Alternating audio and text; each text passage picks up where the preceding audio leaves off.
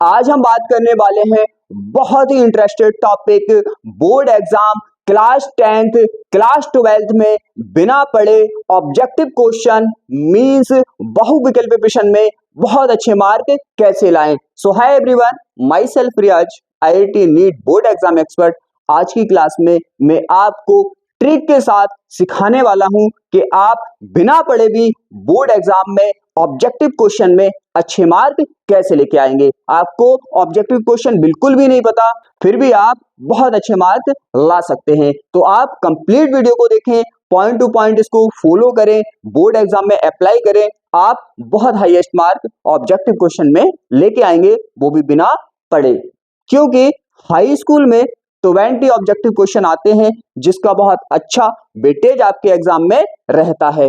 आपके अच्छे mark objective question में आ जाते हैं तो आपकी परसेंटेज बहुत अच्छी बन जाती है। या ऐसे स्टूडेंट जिनकी तैयारी अच्छी नहीं है, अगर उनके ऑब्जेक्टिव क्वेश्चन अच्छे से हो जाते हैं तो आप भी अच्छे परसेंटेज के साथ पास हो जाएंगे। तो आप बिल्कुल भी टेंशन ना लें, आप हमारे चैनल को ज्वाइन कर लें। हम आपको बोर्ड एग्जाम से रिलेटिव कोई भी दिक्कत, कोई भी प्रॉब्लम, कोई भी टेंशन नहीं होने देंगे। और ऐसे भी स्टूडेंट जिनको physics, chemistry, biology, Hindi, English, math कुछ भी नहीं आता, तो आप भी हमारे चैनल को ज्वाइन कर लें। हम आपको बिना पढ़े भी बहुत अच्छे मार्क के साथ पास करा देंगे। तो अब हम देखने वाले हैं one by one, point two point complete trick को कि आपको पेपर में कैसे ये ट्रिक लगानी है। ये ऐसा नहीं है, ये रिसर्च के अकॉर्डिंग हमने इसका एनालिसिस किया है, उसके बाद आपको बता रहे हैं। तो अब हम देखने वाले हैं कंप्लीट ट्रिक को, आप भी इसको फॉलो करें, अपने बोर्ड एग्जाम में अप्लाई करें और अच्छे मार्क लेकर आएं। अब हम देखते हैं point two point, one by one. अब हम देखने वाले हैं उस टेक्निक को, उस ट्रिक को जिससे आप बिना पढ़े भी ऑब्जेक्टिव क्वेश्चन में अच्छे मार्क ला सकते हैं। यहाँ पे 10th वालों को बहुत बड़ा बेनिफिट होने वाला है क्योंकि यहाँ पे उनको 20 ऑब्जेक्टिव क्वेश्चन मिलते हैं, तो आपको बहुत बड़ा बेनिफिट होने वाला है। साथ में 12th वाले भी इसको अच्छे से समझे, आपके भी 5 ऑब्जेक्टिव क्वेश्चन आपको देखने के लिए मिलते हैं। तो आप बिल्कुल भी टेंशन ना लें, दिक्कत ना लें, आप इनको अच्छे से समझें और अपने बोर्ड एग्जाम पे अप्लाई करें। तो अब हम देखने वाले हैं सभी पॉइंट को वन बाय वन। अगर हम बात करें कि भाई कोई ऐसा बच्चा है जिसको बिल्कुल भी नहीं आता कुछ भी, अब वो ऑब्जेक्टिव क्वेश्चन को कैसे करे जिससे उसके ऑब्जेक्टिव क्वेश्चन करेक्ट भी आए। यहाँ पे अगर हम बात करें किसी भी क्वेश्चन के, आपको 4 ऑप्शन दिए होते हैं, A, B, C and D। ऐसे मान लो 1 2 3 4। कहने का मीन्स ये है कि आपको 4 ऑप्शन वहां पे देखने के लिए मिलते हैं। अब आपको भाई यहाँ पे करना क्या है, आपसे कुछ नहीं आता तो आपको किस तरह से ऑब्जेक्टिव क्वेश्चन को करना है। अगर हम बात करें सब कुछ एनालिसिस के बाद यहाँ पे देखा गया है कि सबसे ज्यादा जो ऑब्जेक्टिव क्वेश्चन करेक्ट जाते हैं वो फर्स्ट नंबर पे सबसे ज्यादा करेक्ट ये जाते हैं। अगर हम बात करें सेकंड नंबर पे जो करेक्ट जाते हैं वो आपके वी जाते हैं। तो फर्स्ट नंबर पे जो करेक्ट जाते हैं वो सी जाते हैं और सेकंड नंबर पे जो करेक्ट जाते हैं वो बी जाते हैं। तो आपको क्या करना है, आपको 10th वालों को अपनी OMR में या तो सब सी फिल कर देने हैं या फिर सब बी फिल कर देने हैं, या तो आपको इस तरह से सब सी फिल कर देने हैं, जितने भी हैं वो सब आपको सी फिल कर देने हैं।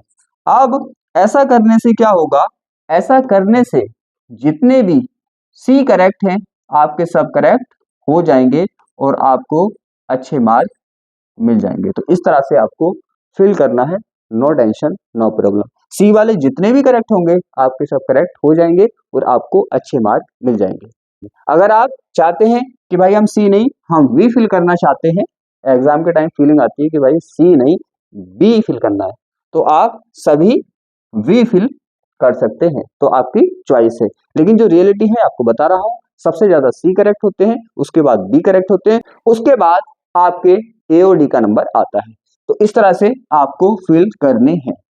अगर बात करें 12th वालों की, तो 12th वालों को इस तरह से OMR तो नहीं मिलती, उनको उनके आंसर कॉपी में ही लिखने होते हैं। तो आपको क्या करना है, 12th वालों को भी यही करना है, बस करने का तरीका अलग हो जाएगा।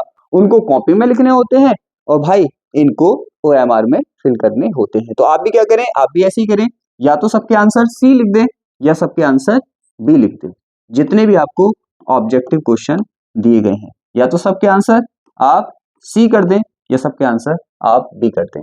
आप अच्छे से पॉइंटों को समझें। एक ऐसा और तरीका है जिससे हम बिना पढ़े भी बहुविकल्पीय जो ऑब्जेक्टिव क्वेश्चन होते हैं उसके आंसर को पहचान सकते हैं। अब हम सेकंड पे बात करने वाले हैं, तो ये शायद आपके समझ आया होगा। अगर हम यहाँ पे बात करें most important point for objective question, तो यहाँ पे आप बिना पढ़े भी पहचान सकते हो कि इसका ऑप्शन कौन सा करेक्ट होने वाला है। अगर हम बात करें कि आपको कोई क्वेश्चन दिया गया और उसके 4 ऑप्शन आपको दिए गए और एक ऑप्शन में आपको शून्य दिया गया है, तो यहाँ पे देखा गया है कि इसका करेक्ट आंसर भी शून्य होता है। तो कहीं भी क्वेश्चन में आपको शून्य आंसर दिया गया है तो आपको शून्य पे करेक्ट कर देना है।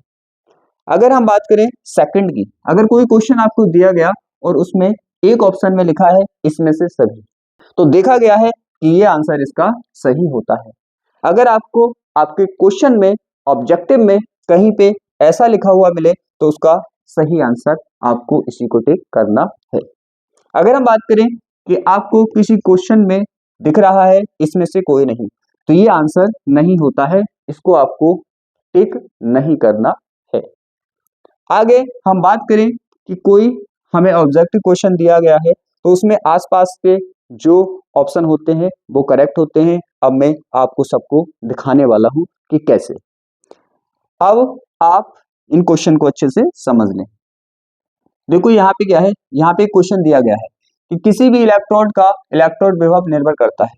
पहला दिया गया है धातु की प्रकृति, दूसरा दिया गया है विलयन की मौलिकता, और फिर दिया गया है विलयन के ताप, और फिर दिया गया है इन सभी पर। तो इसका आपको डी लगाना है और इसका करेक्ट आंसर भी डी ही है। अगर हम बात करें कि एक क्वेश्चन आपको दिया गया है कि तनुता बढ़ाने पर विशिष्ट चालकता बढ़ती है, घटती है, स्थिर रहती है, इसमें से कोई नहीं, तो ये आपको आंसर नहीं लगाना है और रियल में भी ये इसका आंसर नहीं है। तो ऐसे आपको पॉइंटों को समझना है। आगे देखो, आसपास के आंसर करेक्ट जाते हैं।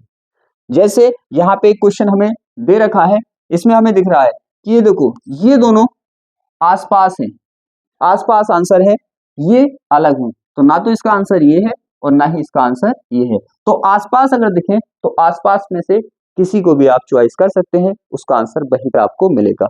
इसी तरह से अगर कोई क्वेश्चन आपको दे रखा है और उसमें आंसर दे रखा है शून्य, यहाँ पे मान लो फॉर एग्जांपल इस तरह से दिया होता और एक ऑप्शन उसमें दिया होता शून्य, तो आपका राइट आंसर ये होता। तो आपको ऐसे अच्छे से दोनों टेक्निक को यूज करना है और ऑब्जेक्टिव क्वेश्चन में अच्छे मार्क लेकर आने हैं।